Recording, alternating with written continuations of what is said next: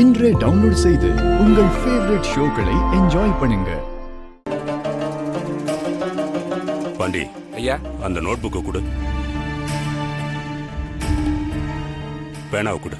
இந்தங்கய்யா.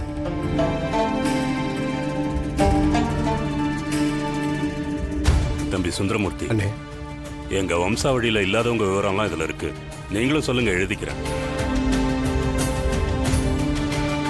அமுதாவுக்கு எனக்கும் கல்யாணம் ஆகி 4 வருஷம் ஆகியிருந்துச்சு. குழந்தை பாக்கியம் இல்லாதவங்களா, குழந்தைய கொஞ்சம் கொடுப்பனை இல்லாதவங்களா நாங்க இருந்தோம். ஊர்வாய் அடைக்கிறதுக்காக ஒரு குழந்தைய தத்தெடுக்க முடிவு பண்ணி திருச்சியில இருக்க ஒரு ஆசிரமத்துக்கு போனேன். அங்கே பல குழந்தைங்க இருந்துச்சு. மதர்கிட்ட பேசிக்கிட்டு இருக்கும்போது என் விரலை யாரோ பிடிக்கிற மாதிரி இருந்துச்சு. அது யாருன்னு பார்த்தா வானதி. அவ விரலால என் விரல பிடிச்சுக்கிட்டு குவா குவான்னு கத்திக்கிட்டு இருந்தா. அவ முகத்தை நான் பார்த்தேன்.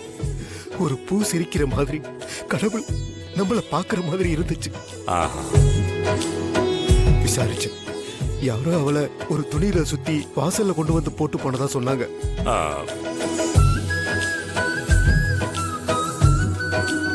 நான் தூக்கிட்டு வந்துட்டேன்.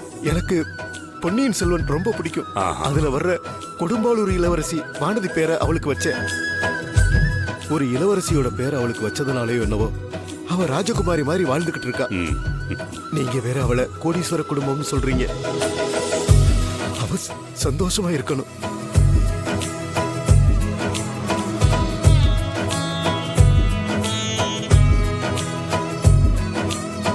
வானதியை பார்த்துட்டு தான் வரோம். அவளுக்கு என்னைக்கு சாமி வந்துச்சோ எங்க குல பொண்ணு அவ. அப்படியா? சரிண்ணே, நான் போய் வானதியை பாக்குறேன். அப்போ நாங்களும் கிளம்புறோம். சரிங்க. நிறைய வேலை இருக்கு. பாண்டி, ஐயா. கிளம்பலாமா? வாப்பா. வரேங்கண்ணே. வாங்கண்ணே. வரேன்.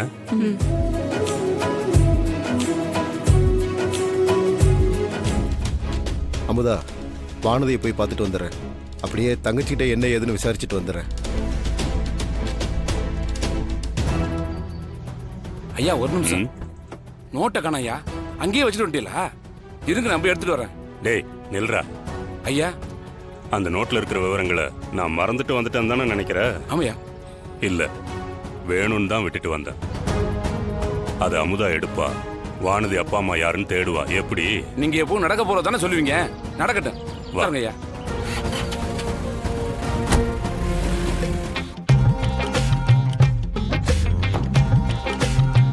என்னங்க? வா உட்காரு.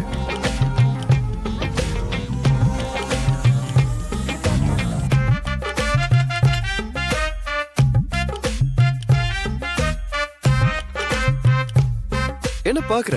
இனிமே உன் ஃபுட் ஐட்டம்ஸ் எல்லாம் இப்படிதான் மாற போகுது. காலையிலக்கு கார்ன்ஃபிளேக்ஸ் அண்ட் ஸ்கிராம்டு எக், மத்தியானத்துக்கு diet burger and sweet lime juice. இப்போ நைட்ன்றதுனால உனக்காக இப்ப ஸ்பெஷலைஸ்டா மெக்சிகன் கிரில்ட் சிக்கன் வச்ச ஒரு டோஸ்ட். எனக்கு நீங்க நடந்துக்கிறது சுத்தமா பிடிக்கவே இல்லைங்க. என்ன பெத்தவங்கன்னு சொல்லிட்டு யாராவது வரட்டும், அப்ப இருக்கு உங்களுக்கு. ஏங்க, அவங்க கூப்பிட்டதை நான் அப்படியே போயிடுவேனா? கொஞ்சம் யோசிச்சு பாருங்க. ஒருவேளை சுந்தரமூர்த்தி அப்பா எனக்கு கிடைக்காம இருந்திருந்தா என்ன ஆயிருக்கும்? எனக்கு பிடிச்சிருக்கு, என் மூத்த மகனுக்கு ஒண்ணு கல்யாணம் பண்ணி வைக்கிறேன்னு உங்க அம்மா சொல்லாம போயிருந்தா அப்ப என்ன ஆயிருக்கும்? அமுதா அம்மா ஏதாவது ஒரு வீட்டுக்கு வேலைக்காரியை தான் எனக்கு கல்யாணம் பண்ணி கொடுத்துருப்பாங்க. இந்த உலகத்திலேயே அன்பை காட்டுறது தான் பெருசு. அந்த அன்பை புரிஞ்சுக்கிற மனுஷங்க கிடைக்கிறது தான் அதிர்ஷ்டம். அந்த விதத்துல நான் ரொம்ப அதிர்ஷ்டசாலி. நான் ரொம்ப சந்தோஷமா இந்த வீட்டுல இருக்கேங்க. எனக்கு இங்க எந்த குறையுமே இல்லைங்க. இந்த வீட்டுல பிரச்சனையே இல்லையா? பிரச்சனைனா வரும் போகும். இப்போ யார் வாழ்க்கையில தான் பிரச்சனை இல்லாம இருக்கு? நீங்க தயவு செஞ்சு இந்த மாதிரி விஷயத்தெல்லாம் விடுங்க. ராமர் இருக்க இடம் தான் சீதைக்கு அயோத்தின்னு சொல்லுவாங்க. எனக்கு நீங்க இருக்க இடம் தான் அயோத்தி.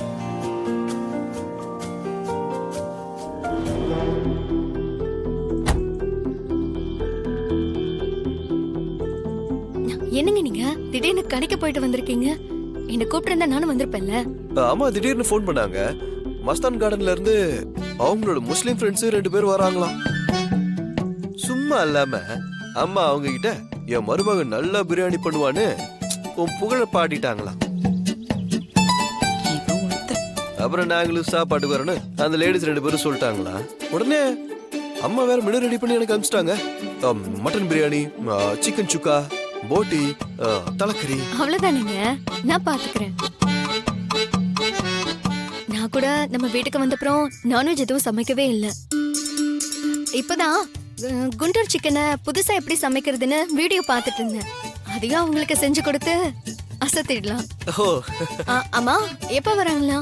அவங்க ஐ திங்க் 3 மணி ஆகும்னு சொன்னாங்க. நீ ரிலாக்ஸா சம. அங்க உனக்கு என்ன ஹெல்ப் வேணுமோ நானே பண்றேன், சரியா?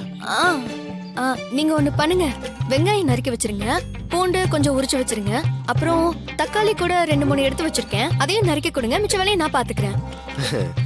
பேசாம நானே சமைச்சிட்டுமா? அது அம்மாவோட முஸ்லீம் ஃப்ரெண்ட்ஸ் முதல் முறையா நம்ம வீட்டுக்கு வராங்க. பொண்டாட்டிக்கு உதவி பண்றேன்னு சொன்னது எனக்கு ரொம்ப சந்தோஷமா இருக்கு. ஆனா அது சாப்பிடுற மாதிரியும் இருக்கணும்ல. சரியா? கொடுங்க, நான் போறேன். நாம இங்க இந்த பேய் வீட்டுல கடந்து கஷ்டப்படுறோம். இவங்களுக்கு என்னன்னா மட்டன் பிரியாணியா, சிக்கன் டிக்காவா, போட்டியா, தலைக்கறியா ஒத்தியா அடுக்கிட்டு போறாங்க. ஏமா சும்மா இருக்க மாட்டேன்? நீ மெனு ஐட்டத்தை சொன்ன உடனே எனக்கு சாப்பிடணும் போல இருக்கு. ஆமா, அவங்க வராங்கன்னு சொன்னாங்களே, அந்த விருந்தாளிங்களாம் எப்ப வராங்க?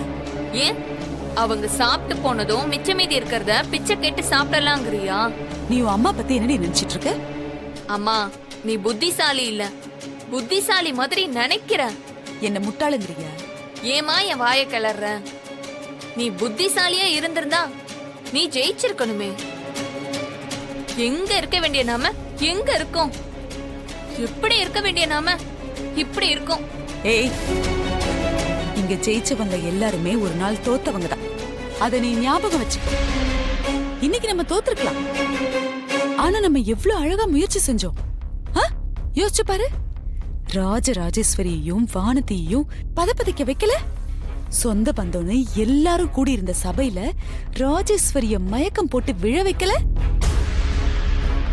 யாருக்குமே தெரியாம இருந்த ஸ்வேதா கர்ப்ப விஷயத்த ஊருக்கே தெரிய வைக்கல. அம்மா அம்மா அம்மா, டென்ஷன் ஆகாத. நான் யதார்த்தத்தை தான் சொன்னேன். ஜெயிச்ச பிறகுதான் அது வெற்றி. பரீட்சை எழுதினதுக்கு அப்புறம் தான் பாஸ் ஆகும். என்னடி, அம்மாவுக்கே ஆரிரோ பாடுறியா? ஆர்த்தி, நல்லா கேட்டுக்கோ. மட்டன் பிரியாணி, சிக்கன் டிக்கா, போட்டி, தலைக்கறின்னு அடுக்கிட்டு போறாங்கல்ல, போகட்டும். அந்த மொத்த விருந்தையும் சாப்பிட போறது சுல்தான் கார்டன் முஸ்லீம் விருந்தாளிங்க இல்ல, பின்னே அமுதாவும் ஆர்த்தியும். மா